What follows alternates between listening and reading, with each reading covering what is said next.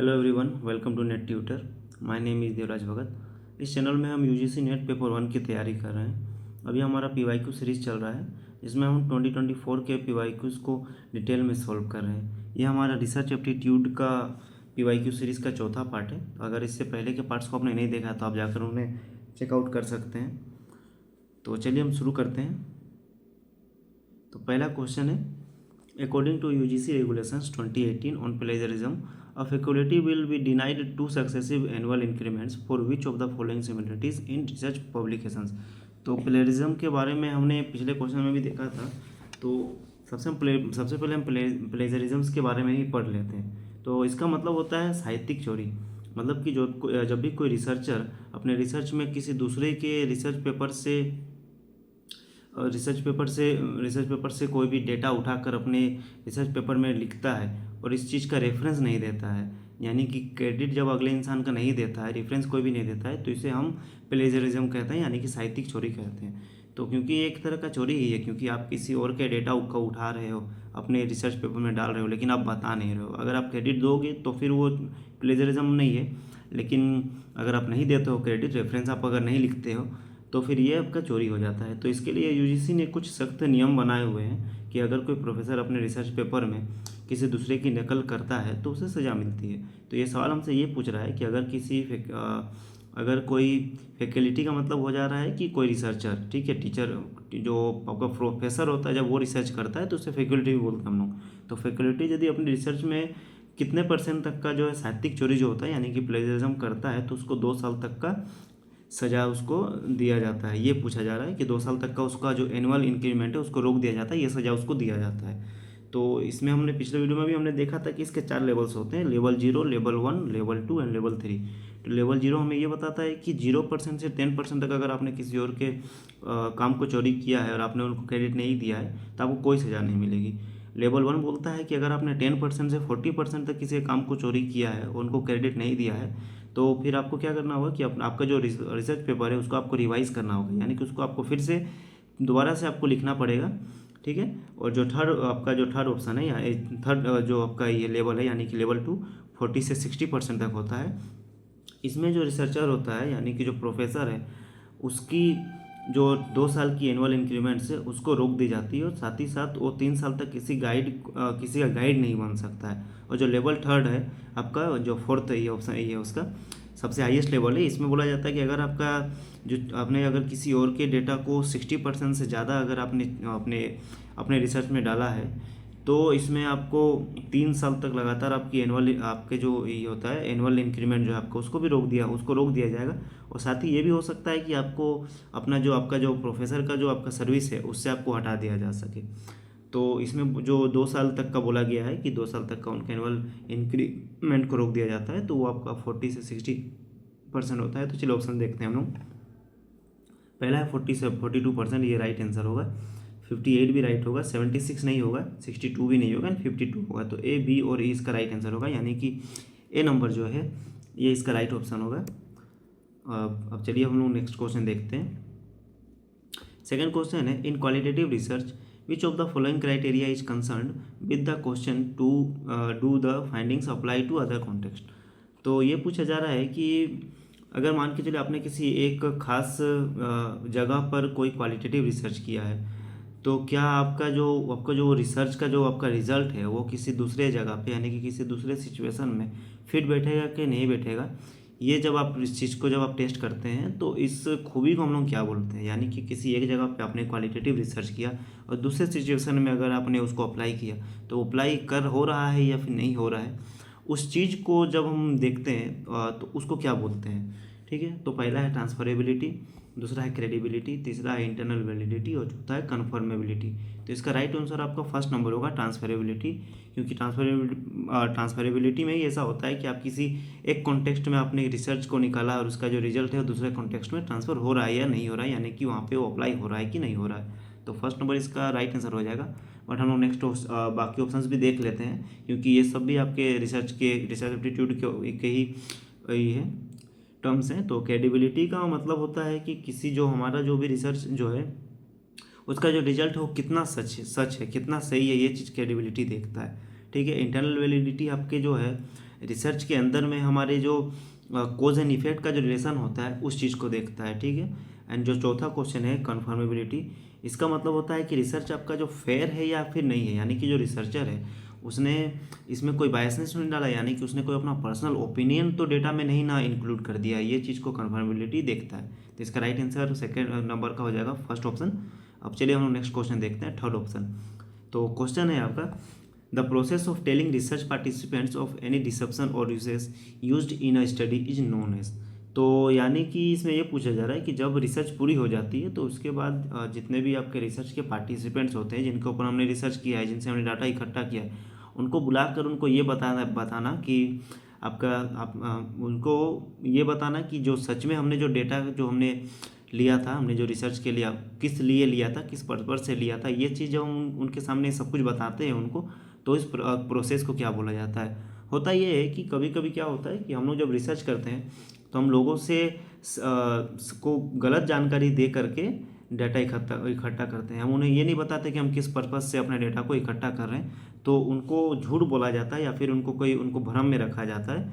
तो इस चीज़ को जब ये सब चीज़ जब होता है, ये सब का कुछ कारण होता है जिसलिए हमें ये सब करना पड़ता है, ठीक है। क्योंकि जब आप किसी पर्पज़ से रिसर्च कर रहे हो, किसी को बताते हो, तो हो सकता है कि कोई इंसान आपसे गलत डेटा शेयर कर दे, फिर वो आपके रिसर्च के हिसाब से आपको गलत डेटा दे दे, हो सकता है, क्योंकि बहुत टाइम पे ऐसा होता है। तो उस चीज़ से बचने के लिए हम जो है हम खुद गलत जानकारी देके या फिर झूठी जानकारी देके, क्योंकि हम किसी और पर्पज़ से हम अपने डेटा इकट्ठा कर रहे हैं, उनसे डेटा लेते हैं, ठीक है। तो जब हमारा डेटा पूरा कंप्लीट हो जाता है, हमारा रिसर्च जब पूरा हो जाता है, तब हम उन लोगों को बुलाते हैं और उनसे सब कुछ सच से बताते हैं कि हमने उनसे डेटा किस लिए लिया था। तो उस चीज़ को यहाँ पे क्या बोला जाता है ये पूछा जा रहा है। पहला है एक्टिव डिसेप्शन, दूसरा है पैसिव डिसेप्शन, तीसरा है डीहोक्सिंग और तीसरा है डिसेंटिजाइजेशन। तो चलिए एक एक करके चारों का मतलब देखते हैं। तो पहला ऑप्शन जो है इसका मतलब होता है कि जानबूझ करके किसी को गलत जानकारी देना, इसका ऑप्शन इसका आंसर होता है, ठीक है। और जो सेकंड ऑप्शन है ये होता है आपका किसी आपके ज़रूरी जो जानकारी होती है जो उसको छुपाना बोलते हैं इसको। और डीहोक्सिंग जो होता है, ये होक्स का मतलब होता है भ्रम, तो डीहोक्सिंग जो है उस भ्रम को दूर करने का जो तरीका होता है उसको बोला जाता है डीहोक्सिंग। तो इसका राइट ऑप्शन थर्ड हो जाएगा। और जो फोर्थ ऑप्शन है इसका मतलब होता है कि रिसर्च के वजह से आपके प्रतिभागियों के जो मन में आया वो कोई भी तनाव होता है या फिर कोई डर होता है, उस चीज़ को दूर करने का जो तरीका होता है उसे हम बोलते हैं डिसेंटिजाइजेशन, ठीक है। एंड चलिए तो इसका हम राइट ऑप्शन इसका हो जाएगा डीऑक्सिन। एंड चलिए अब हम नेक्स्ट क्वेश्चन देखते हैं। क्वेश्चन है, according to the UGC regulation 2018 on plagiarism, a student will have to submit a revised thesis for which of the following similarities of thesis. तो जिस तरीके से आपका प्लेजरिज्म का ऊपर जो भी रेगुलेशंस है यूजीसी का, ये प्रोफेसर्स को लेके उसके स्टूडेंट को लेकर का भी, और इसमें भी 4 लेवल्स हैं, ठीक है। Level 0, level 1, level 2 and level 3। तो इसमें यही पूछा जा रहा है कि यदि मान के चलिए कि कोई स्टूडेंट जो है उसको रिवाइज करने के लिए बोला जाता है थीसिस को, तो वो किस लेवल का प्लेजरिज्म है, ठीक है। तो चलिए हम लोग देखते हैं। तो लेवल 1 आपका वही 0 से 10% है, जिसमें कोई सज़ा नहीं मिलती है। लेवल 1 होता है 10 से 40%, यानी कि कोई स्टूडेंट रिसर्च कर रहा है और अगर उसने किसी और के रिसर्च को 10 से 40% तक अगर कॉपी कर लिया तो ये आपका लेवल 1 में आता है। तो इसमें आपको 6 महीने के अंदर अपने थीसिस को रिवाइज करके दोबारा जमा करना पड़ता है। तो इस क्वेश्चन के हिसाब से हमें देखना है 10 से 40%, यानी कि ए नंबर बी नंबर हो जाएगा, यानी कि इसका सिर्फ ए और बी राइट आंसर होगा, जो कि आपका फोर्थ ऑप्शन में है, ठीक है। और तो इसको हम टिक कर देते हैं।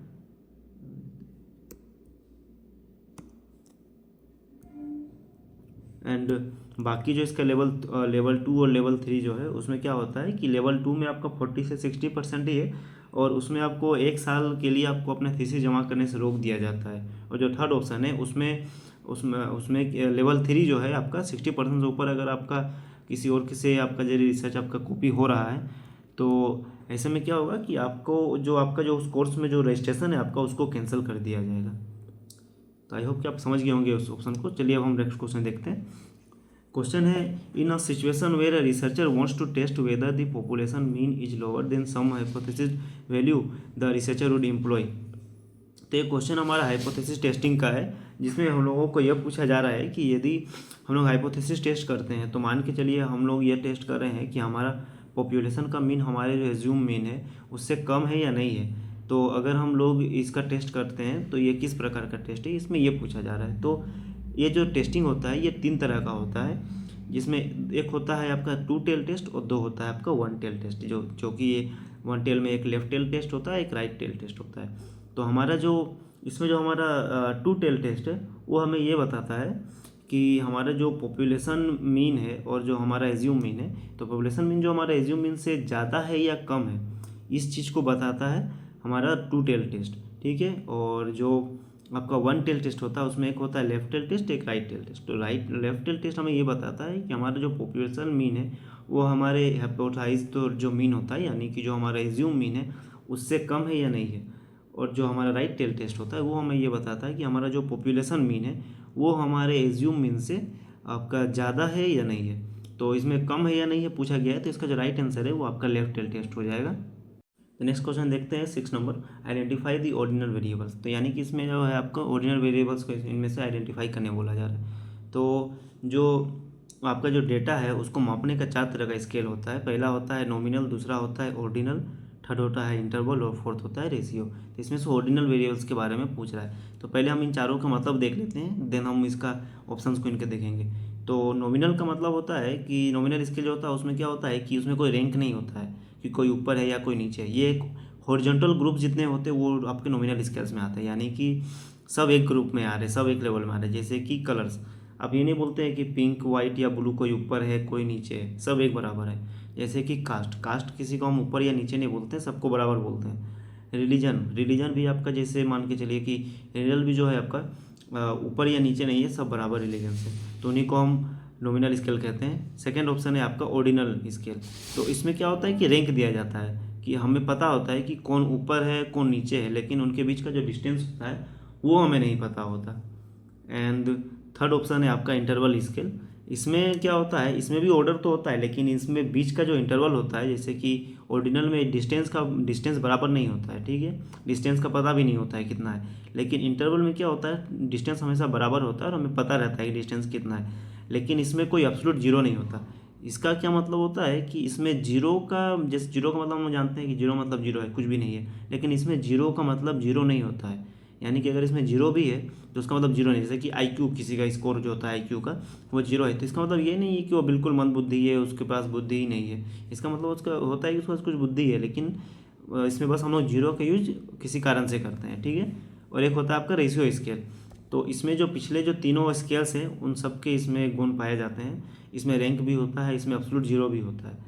तो एब्सोल्यूट जीरो का, इसमें एब्सोल्यूट जीरो है, यानी कि इसका क्या मतलब होता है कि जैसे कि जो जीरो है उसका जीरो का मतलब जीरो ही हुआ। यानी जैसे वेट या फिर हाइट, अगर हम वेट किसी का देखते हैं जीरो है तो इसका मतलब जीरो है वेट, उसमें वो कुछ ज़्यादा वेट है या नहीं है ये नहीं होता है, उसमें आपका एब्सोल्यूट होता है जीरो, ठीक है। तो चलिए हम ऑप्शन देखते हैं इसके। पहला ऑप्शन है रैंक ऑफ आर्मी पर्सनल।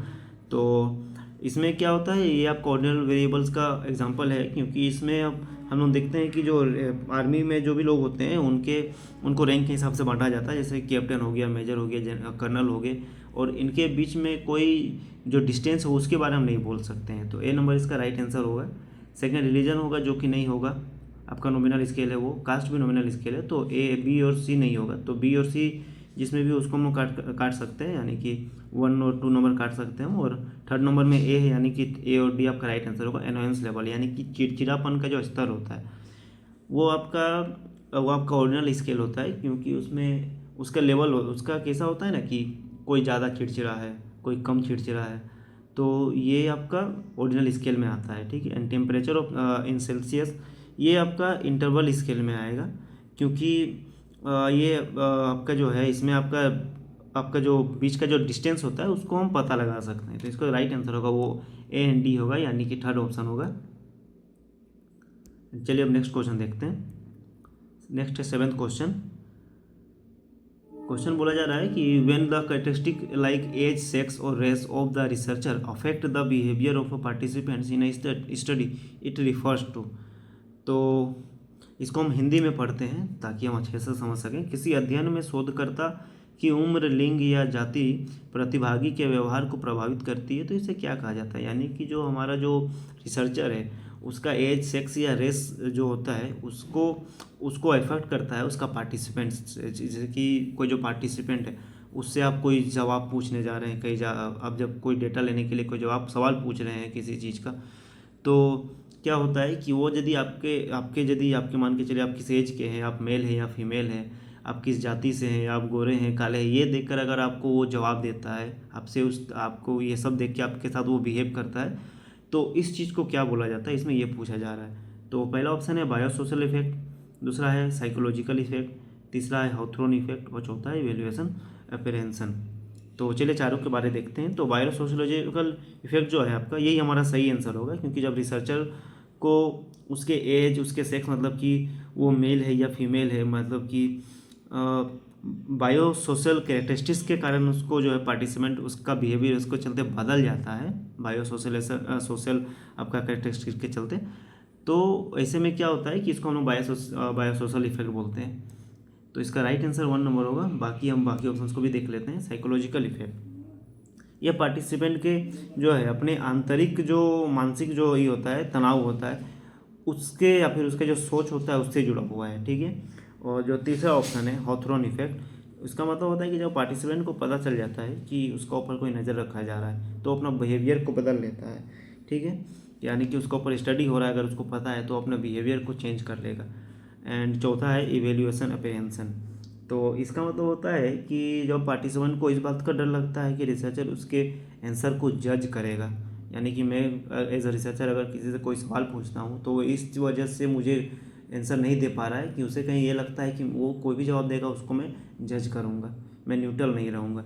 तो इस चीज़ को जो है इवेल्यूशन एप्रीहेंशन बोलते हैं। तो इसका जो राइट आंसर होगा वो फर्स्ट नंबर होगा, बायोसोशल इफेक्ट। चलिए अब हम लोग 8 नंबर देखते हैं।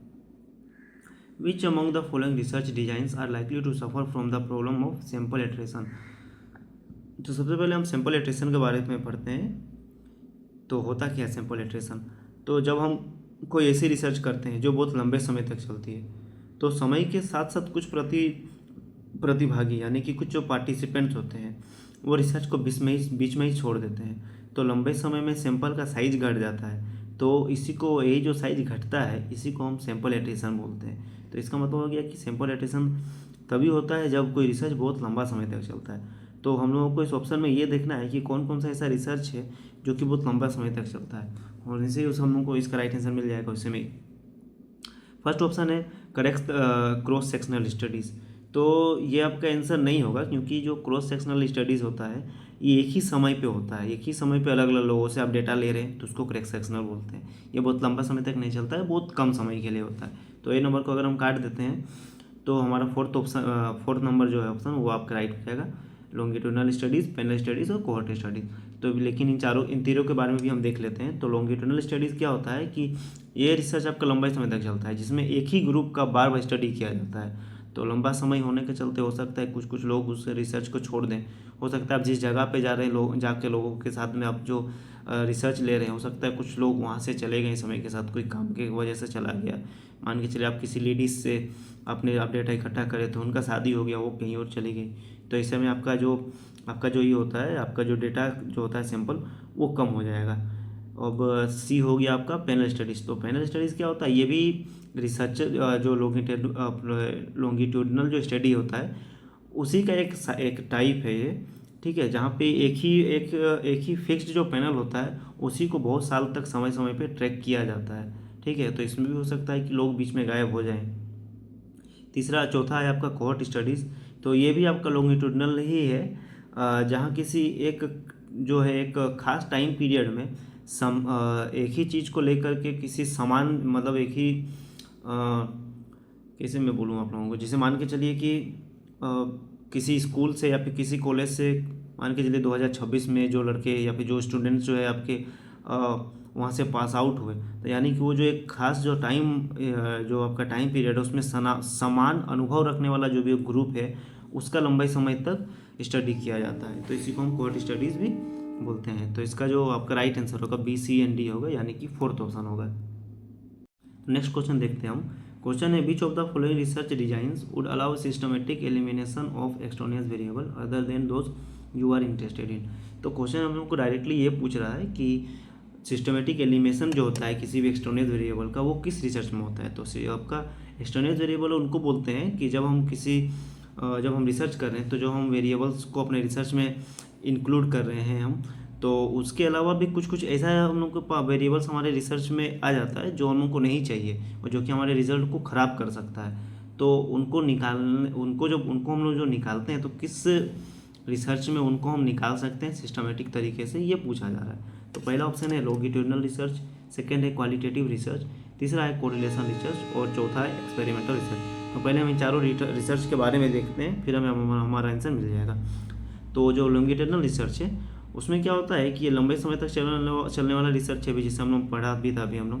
तो इसमें जो बाहरी वेरिएबल्स हैं उनको सिस्टमेटिक रूप से हटाने पर कोई फोकस नहीं किया जाता है, ठीक है। तो पहला ऑप्शन नहीं होगा। सेकेंड है क्वालिटेटिव रिसर्च, तो इसमें भी हम कुछ कंट्रोल नहीं कर रहे होते या फिर किसी को निकाल नहीं रहे होते, तो ये भी नहीं होगा। कोरिलेशन रिसर्च ये भी नहीं होगा क्योंकि ये सिर्फ दो चीज़ों के बीच के रिलेशन को बताता है, ठीक है। ये किसी को एलिमिनेट नहीं करता या फिर किसी को कंट्रोल नहीं करता है। चौथा हुआ आपका एक्सपेरिमेंटल रिसर्च। सही आंसर यही होगा क्योंकि एक्सपेरिमेंटल रिसर्च की सबसे बड़ी खासियत यही होती है कि इसमें रिसर्चर का पूरा कंट्रोल होता है। इसमें रिसर्चर फालतू के जितने भी बाहरी आपके वेरिएबल्स होते हैं उनको जो आपके रिसर्च के रिजल्ट को नेगेटिवली इफेक्ट कर सकते हैं उनको रिसर्च से ही हटा सकता है, ताकि कोई भी वेरिएबल आपके जो रिजल्ट है उसको आपको प्रभावित ना कर सके। तो इसका जो राइट आंसर होगा वो फोर्थ ऑप्शन होगा। एंड चलिए अब हम नेक्स्ट क्वेश्चन देखते हैं। ये हमारा आज का लास्ट क्वेश्चन है। क्वेश्चन है in a conclusion incorporate a casual relationship between two or more variables is measured. तो इस क्वेश्चन में ये पूछ रहा है कि हमारा जो रिसर्च होता है उसका कंक्लूजन में अगर हम लोग का यह रिजल्ट निकलता है कि दो या दो से अधिक जो वेरिएबल्स हैं उनके बीच में कैजुअल रिलेशन है, यानी कि कॉज एंड इफेक्ट का रिलेशन है, यानी कि किसी एक घटना की वजह से दूसरा घटना हो रहा है, तो इसका मतलब है कि हमारा रिसर्च में किस चीज़ की वैलिडिटी को इसमें बताया जाता है, ये पूछा जा रहा है, ठीक है। कॉज एंड इफेक्ट में कौन सा वैलिडिटी होता है, तो इसका जो राइट आंसर होगा वो आपका इंटरनल वैलिडिटी होगा, क्योंकि इससे पहले भी हमने देखा था इंटरनल वैलिडिटी के बारे में हमने पढ़ा था। तो सेकंड ऑप्शन इसका राइट आंसर होगा, बट हम इसके बाकी ऑप्शंस को भी देख लेते हैं। आपका पहला ऑप्शन है एक्सटर्नल वैलिडिटी। ये बताता है कि कोई एक जो हमने रिसर्च किया तो रिसर्च जब किया हमने सैंपल का, तो उसका जो रिजल्ट है वो पूरे पॉपुलेशन का ऊपर वो जो है अप्लाई हो रहा है कि नहीं, ये बताता है एक्सटर्नल वैलिडिटी। तो तीसरा है आपका रेप्लिकेबिलिटी। तो इसका मतलब है कि अगर कोई दूसरा रिसर्चर भी आप ही के एक्सपेरिमेंट को दोहराए तो भी उसका रिजल्ट उसको अगर सेम मिलता है, यानी कि सेम या फिर 99% या 90% सेम मिल जाता है, मान के लगभग सेम हो गया, तो इसको हम लोग रेप्लिकेबिलिटी बोलते हैं। और जो आपका चौथा है कॉन्सेप्चुअलाइजेशन, ये किसी थॉट को या किसी कॉन्सेप्ट को एक्सप्लेन करने का तरीका है। किसी भी चीज़ को जब हम लोग एक्सप्लेन करते हैं बढ़िया तरीका से तो उसको हम लोग कॉन्सेप्चुअलाइजेशन बोलते हैं। तो ये आपका क्वालिटेटिव रिसर्च का एक आपका कैरेक्टरिस्टिक्स है। तो आई होप कि आप लोगों को वीडियो अच्छा लगा होगा एंड थैंक यू गाइज़। अगर आपको आज की क्लास अच्छी लगी, समझाने का तरीका मेरा पसंद आया और लगा कि हाँ कुछ नया सीखने को मिला, तो इस वीडियो को लाइक ज़रूर कीजिएगा और अपने उन सभी दोस्तों के साथ शेयर कीजिएगा जो यूजीसी नेट और सेट के एग्ज़ाम की तैयारी कर रहे हैं। चैनल पर अगर नए हैं तो सब्सक्राइब करना मत भूलिएगा। Thank you.